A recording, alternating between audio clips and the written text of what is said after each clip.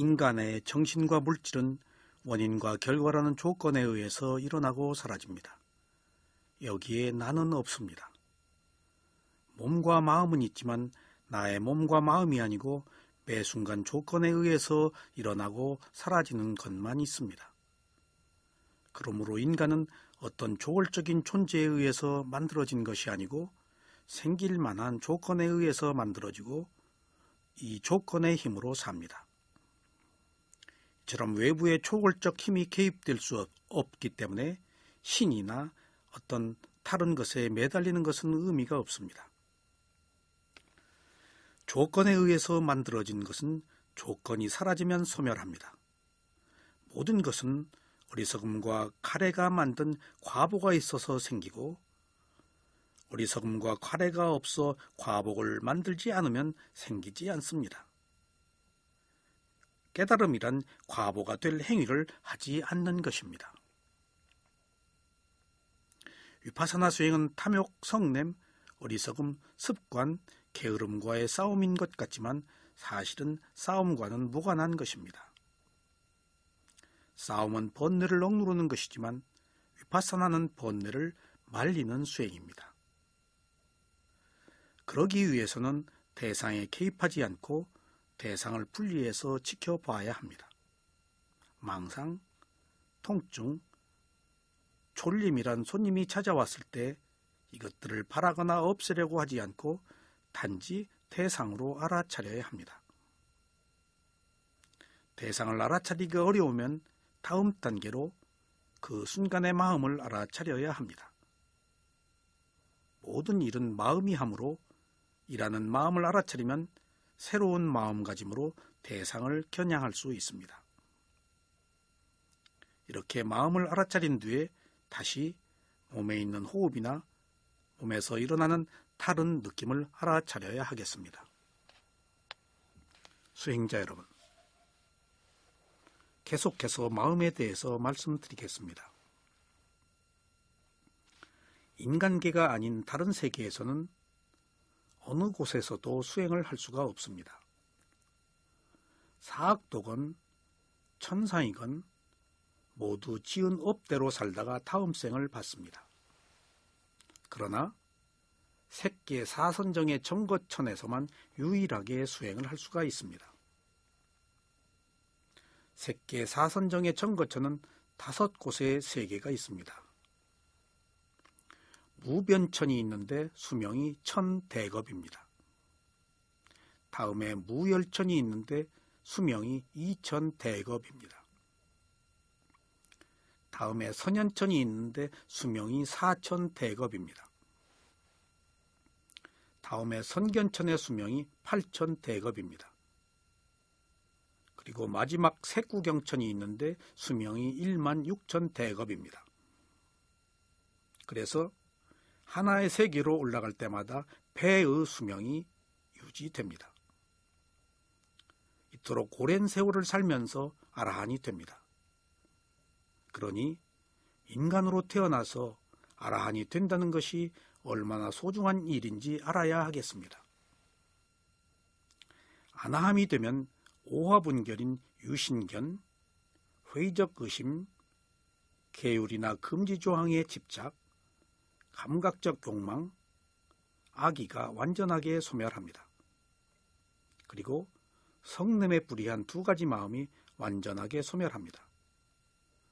그러나 색계에서 태어나기 때문에 아직도 오상분결인 색계와 무색계에 대한 욕망이 남아 있습니다. 4번째 마지막 성인의 단계는 아라한의 마음입니다. 아라한의 마음은 아나함의 도가를 성취한 뒤에 아라한의 도가를 성취한 마음입니다. 아라한을 빨리어로 아라핫다라고 합니다. 이는 아라한이 됨이라는 말입니다. 한문으로는 아라한을 응공이라고 하며 이는 공양을 받을 자격이 있는 자로 불립니다. 다른 말로는 존경받을 만한 분이라는 뜻도 있습니다. 아라한은 성인의 마지막 단계로 다시 태어나지 않습니다. 최고의 지혜를 얻었기 때문에 오화분결과 오상분결의 10가지 족쇄를 완전하게 부수고 해탈을 하신 분이십니다.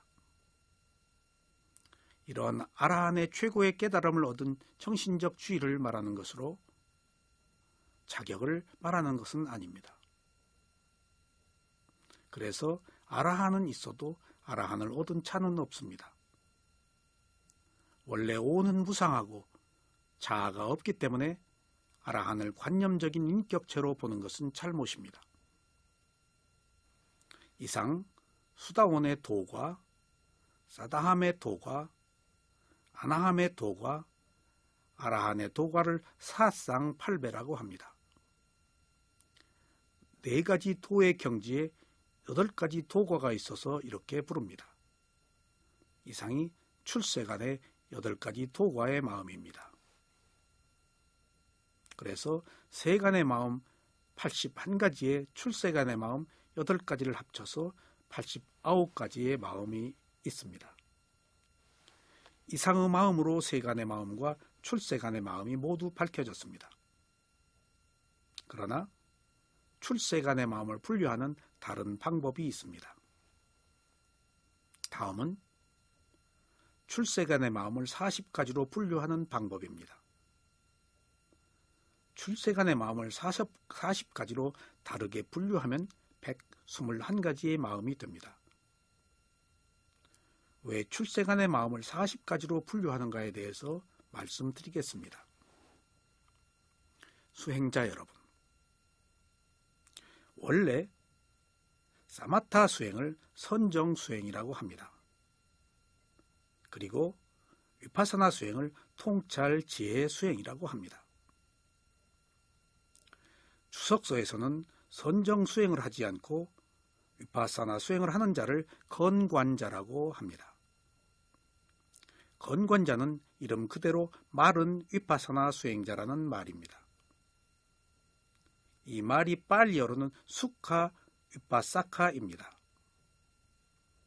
여기서 수카는 마른이라는 뜻이고 위파사카는 위파사나 수행자를 말합니다. 그러므로 수카 위파사카라는 말은 선정 수행을 하지 않고 바로 위파사나 수행을 하는 자를 말합니다.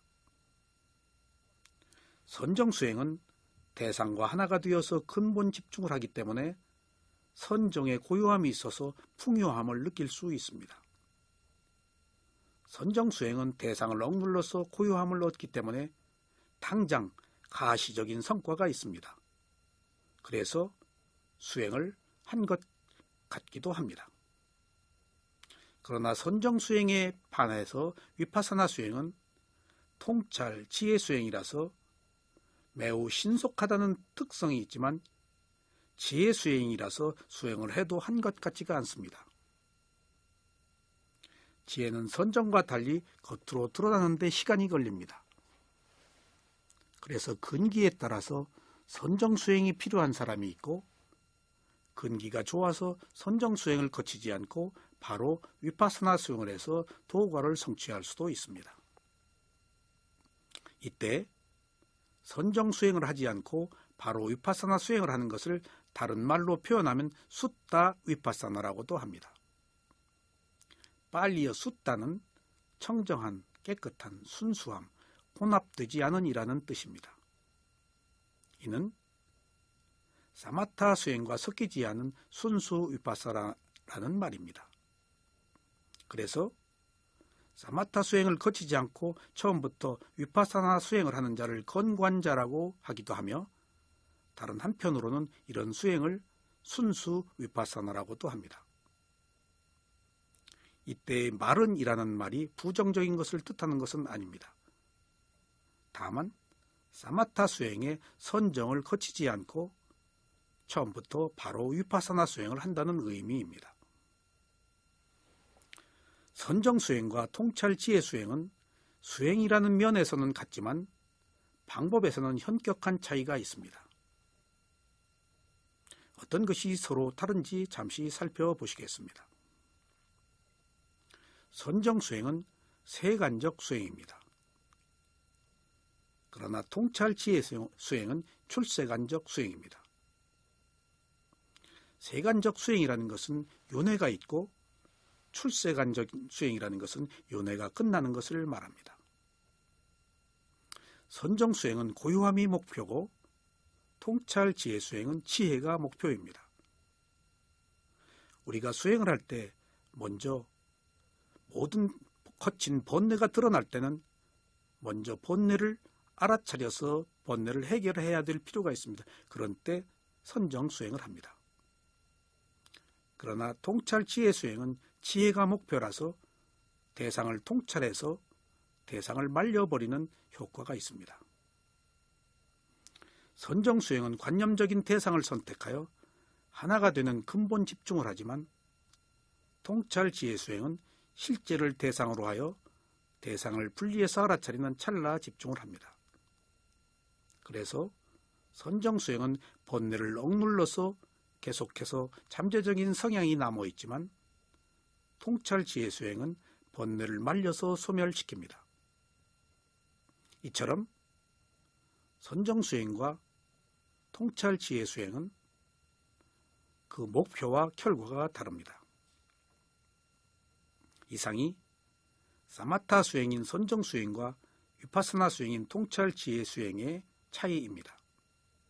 그러나 선정수행의 고요함이나 위파사나 수행의 도과를 성취하는 지혜나 모두 선에 기초한다는 것입니다.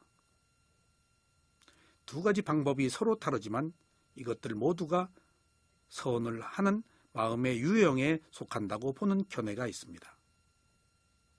그래서 어떤 것을 목표로 하거나 어떤 결과를 얻거나 수행을 한다는 사실에 있어서는 선정수행과 지혜수행이 똑같은 부류로 보는 것입니다. 그래서 수다원, 사다함, 아나함, 아라한의 토와 과를 오선정수행에 대비해서 그 마음을 분류합니다. 이러한 분류 방법으로 수다원 도의 마음을 살펴보겠습니다. 첫째, 일으킨 생각, 지속적인 고찰, 희열, 행복, 집중을 가진 일선정의 수다원의 도의 마음입니다. 둘째, 지속적인 고찰, 희열, 행복, 집중을 가진 이선정의 수다원의 도의 마음입니다. 셋째, 희열, 행복, 집중을 가진 삼선정의 수다원의 토의 마음입니다. 넷째, 행복, 집중을 가진 사선정의 수다원의 토의 마음입니다. 다섯째, 평온, 집중을 가진 오선정의 수다원의 토의 마음입니다. 이상이 수다원 도의 마음 5가지입니다. 같은 방법으로 사다함의 도의 마음 5가지, 아나함의 도의 마음 5가지, 아라한의 도의 마음 5가지를 합하면 모두 20가지 마음입니다. 이제 같은 방법으로 수다원의 과의 마음을 살펴보겠습니다. 첫째, 일으킨 생각, 지속적인 고찰, 희열, 행복, 집중을 가진 일선정의 수다원의 과의 마음. 둘째, 지속적인 고찰, 희열, 행복, 집중을 가진 이선정의 수다원의 과의 마음. 셋째, 희열, 행복, 집중을 가진 삼선정의 수다원의 과의 마음. 넷째, 행복, 집중을 가진 사선정의 수다원의 과의 마음.